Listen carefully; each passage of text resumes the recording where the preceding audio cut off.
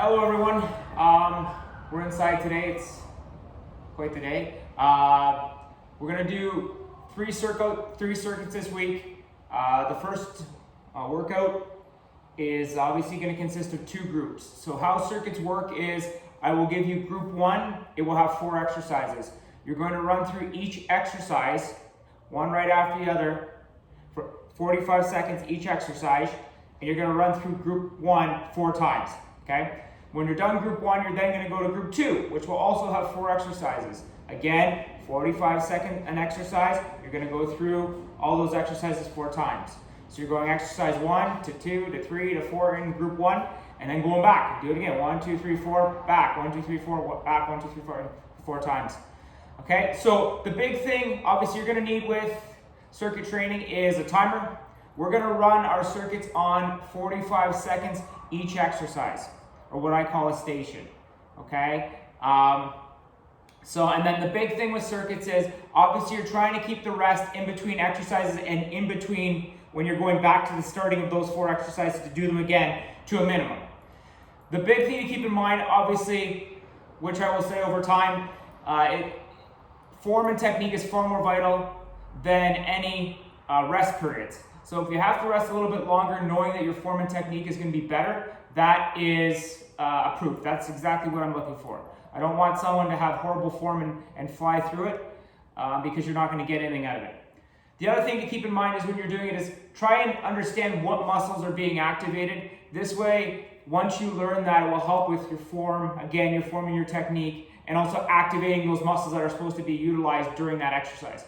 Okay, so if you have a continuous stopwatch, like I do here, obviously you can use it, it's great. You can run your 45 seconds down or reset, you can do it again. If you just have a regular stopwatch, run it, 45 seconds, stop it, start it again, next exercise, and so on. Okay, sometimes during the weeks I will mix in I will mix in a deck of cards workout. I don't have it this week, so we will go over it whenever I put it in there. But I will explain the exercises and then I will demonstrate them for you. If you have any questions, just let me know. Okay, so for exercise 1 this week, in group 1, you're going to have stride jumps or lunge jumps. You're going to have lateral plank walks. You're going to have in and out sit-ups, and you're going to have plank jump throughs. All right, so what I will also explain during the exercises is if there's any variation that'll make it a little bit easier for you, I will give you those as well, and you can utilize them if need be. Okay, so the first thing is a lunge jump or a stride jump. The big thing is feet shoulder width apart. You're going to start in that lunge position. So anytime you're doing a lunge, the big thing to keep in mind is that pressure on your front foot is mid-foot. I always say mid to heel. It's in that mid-range, okay? If you're on your toe, you got to step out a little bit farther for that lunge, okay? So the big thing with the lunge jump is that outside hand of the front leg is going to drive back, and it's going to drive you up and across. So, okay, so you can see there I transfer, and then I'm going to drive back across again with the other arm. So this is it here. Notice my knee tracks right over my toe. That's a big thing. We don't want it to track in. If it tracks out slightly, that's okay as well. So you're going to drive across. Use that hinge to drive you back. So that arm is going to drive you back across as well as that hinge that you're doing with your front leg. Okay, so, all right. And this is it here. Now, if that's too difficult to start, that's fine. What we can do is a variation, step back lunge, step back lunge. You're still doing the same movement. You're still driving that arm through because obviously our goal is to eventually do a lunge jump. So that's going to train our body that we got to explode up, okay? So you're going to drive that arm through, okay? But again, foot pressure, you want to be mid-foot. Okay, I would say mid to heel. Mid-foot is the most important thing with that pressure on that front leg. All right, so that is lunge jumps. Okay, so you'd be doing that for 45 seconds. When that ends, you would go to a lateral plank walk. So I'll show you how I want our planks, and then I'll move laterally. Obviously, plank, you want to be in a straight line. I want the hips down. I don't want the hips way up. What to do is, any exercise you're doing I use the same kind of cues for myself so I know that my body's in proper alignment. Shoulders, back. I always tell people to pull their shoulder blades together like you're holding a tennis ball between your shoulder blades. Okay, you're gonna hold it there. Core tight. Okay? So, you're gonna get locked in. Shoulder blades back, like you're holding a tennis ball between them. Core tight. Get in that plank position. See how I'm in a straight line? No butts in the air, no butts down. And my hands are directly under my shoulders. Okay, don't get them out too wide, don't get them out too far, like too far in front of you. All right, so underneath my shoulders, and I'm just gonna move laterally. So you can see my foot's gonna move at the same time my hand, and I'm gonna bring the other one in and bring the other foot in. Foot out, foot, hand in, foot in. Hand out, foot out. So once you get that, you can do it at the same time. Okay, and we're going back. Okay, so obviously room dependent. Wherever you're working out is going to depend on how far you can go one way or the other, right? So if you can only go 2 lateral moves, that's fine. If you do 5 one way and 5 back, that's ideal. So again, plank position, shoulder blades back, core tight. All right, and you're going to move laterally, hand, foot, okay? And then we're going back. Remember to keep that core tight, the shoulder blades back, because you want to keep that straight line. And that's the good thing about using a video as well. You can watch yourself as you're doing it as well to ensure that the butt doesn't get up or those hips don't get down. All right, so that's your lateral plank walks. Next is an in and out sit-up. So you're here, okay, hands up, bring the feet in, okay, sorry, bring the knees in, core tight, release, core tight, release, okay? If that is too difficult, if you don't have the core, sorry, there's a flyer, if you don't have the core strength to have that pivot point or that hinge up on both sides, you can put your hands down, okay? And if that's still too difficult, if you still can't do that, what you can do is lay down flat and bring those knees in tight again till you feel that core engage, and then release. Core engage, release. Okay? So, all 3 can be utilized. Again, the great thing with the circuit, you may start out in the 45 seconds, you're able to do 2, right, with your hands up, and then you gotta put your hands down. You're able to do 6 or whatever. Then the rest you can do laying down. So it gives you options. Ideally, you're in that hinge position, knees are coming in tight and releasing back out. But again, you have options there to allow you to progress accordingly without putting you at risk of injury. Okay, and the last one in this group is a plank jump through. So, back in your plank position, okay? Now, with plank jump throughs, I go a little bit closer with my hands to the midline of my body, so closer in. The reason I do that is because you're gonna jump your feet to the outside of your hands. Okay, so your legs are gonna be about shoulder width. Your feet are gonna be just slightly outside of your shoulders. Back in, back out. Again, back out. Okay. Big thing with plank jump throughs, again, shoulder blades back like you're holding a tennis ball between your shoulder blades and core tight. Okay? And the big thing that people don't put a lot of emphasis on, but I will constantly go over is drawing energy up from the ground. So whether that's a squat and you're getting that foot locked into that for that squat, or with your planks where you're getting your hands locked in. So you'll see when I get into a plank and I'm doing it, I'll actually get my hands and I'll slightly torque, bring my elbows tight into my body. So I'll do one of these. I'll put my hands down and I'll bring my elbows tight in so I'm locked tight. So you'll feel it. Your upper body is all working as one, as opposed to individual pieces. The way to ensure that injury is far less is to try and utilize everything as one piece, drawing torque up from the ground. So torque or pressure, whatever you want to call it. So whenever I get into a squat, if I was doing a squat, I would do the same thing. I get on what's called dinner plates, get locked in, drive my knees out slightly, Now you can feel I'm really tight. Same thing with a plank. When I get into a plank, I get my core tight, shoulder blades back, and I draw those elbows in slightly. Now I'm one unit.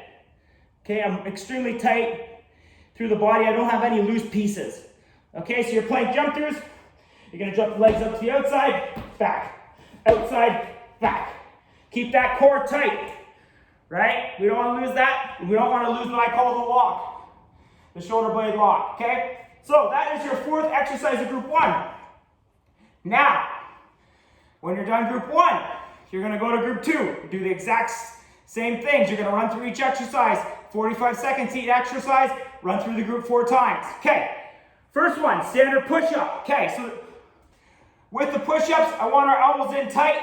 Okay, I don't want any chicken wings. All right, again, we're gonna lock in. So when I go down on the mat, I'm gonna pull those elbows in, and that'll get me tight, core tight, shoulder blades back. So, hands, again, gonna be underneath the shoulders. All right, I'm gonna get my core tight, shoulder blades back, lock those elbows in tight. So, you're gonna want your elbows in this position. All right, you don't want them out here. Okay, here. So, core tight, elbows locked in, get into my plank, and then down, up. 1, 2, 3, 1, 2, 3. 1, 2, 3, 1, 2, 3. Okay, so you're gonna be doing that for 45 seconds. Now, you can do it off our knees. Okay, big thing with our knees. Again, same idea. Core tight, shoulder blades back, lock the elbows in, bring them in tight a little bit to get to feel that tightness through the whole body. And you're gonna go down, up. Those toes are not gonna leave the ground. They're gonna be locked in. Okay, so you can see my body's in a good plank position. Down, up, down, up. Okay, so I don't wanna see butts up. I don't wanna see hips way down. I don't wanna see toes off the ground. Good plank position, toes locked down. Okay, same idea, 1, 2, 3 down, 1, 2, 3 up. Use that count in your head. Okay, so that's your push-ups. Next is our Supermans. Okay, love these exercises. Superman's one of my favorite, also one of the ones I hate the most. So it's a love-hate relationship. So, Supermans, you're gonna drive those arms out. Okay, you're gonna pull them up. At the same time you're pulling your feet up, and you're gonna feel that tightness in your glutes, your butt, and in your lower back. Okay, so up, 1, 2, 3, 4, 5. Pull the arms back, elbows tight to the body, down. Okay, so when you pull those elbows tight to the body, you're gonna feel your lat muscles contract. Okay, you're gonna feel them tight, and then you're gonna release. Okay, so same idea. Out, up, 1, 2, 3, 4, 5. Back, down. Out, up, 1, 2, 3, 4, 5. In, down. Okay, so that's your Supermans. Holding for 5 seconds at the top, a count of 5. All right? Next exercise, squat jumps. So, as I've said, move this out of the way. I'm a big advocate of everything working as one unit. So I use the same cues as I would in my planks. Just slightly different body parts. So again, same idea, core tight, shoulder blades back. I get my feet, well, everybody's stance is gonna be slightly different. For me, my toes are slightly pointed out, I'm about shoulder width apart. Some people may have a slightly wider stance. It's more of a comfort thing. Some may have a narrow stance. The big thing is what you want is to be able to get low enough for your hips to clear. Okay, so some people, they need to go a little wider. Some people go narrower. Obviously not me. Need to work on it. But shoulder width apart, get locked in. I always use the analogy on dinner plates. So you're gonna shimmy and get those feet locked into the ground. Okay, your toes are gonna be locked in. Back heel is gonna be locked in. Okay, core tight, shoulder blades back.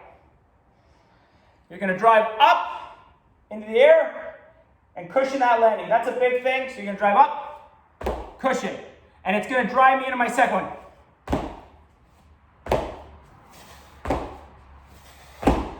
So you can see I'm cushioning and then driving back through mid to heel, transferring onto the toe to drive me up. And I'm catching slightly on the toe, cushioning back down, and going again. Now, that's the idea.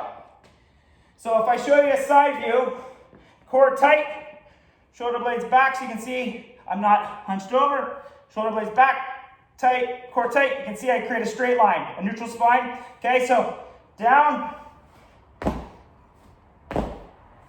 Okay, now, if you don't feel comfortable doing that, or that's not possible, you're going to do the same idea. Core tight, get locked in. I would do shimmying on my dinner plates underneath my feet, get them locked tight. So you'll see, I get my feet locked tight, knees slightly out, so you can feel it. You're all one unit now. Like you'll feel that tightness, that lock all the way through. Okay, so core tight, shoulder blades back. If you don't want to do the jumps, just do squats, okay? And obviously, you can go wide enough. So just do your squats, okay? And then we'll progress to the squat jump. Because again, no bonus points for getting injured. It's all comfort level. Again, in a circuit, if you want to do a couple squat jumps and then do the rest squats, that's totally fine as well. Challenge yourself, but don't overdo it. Okay, so that's exercise 3 of the group is your squat jumps.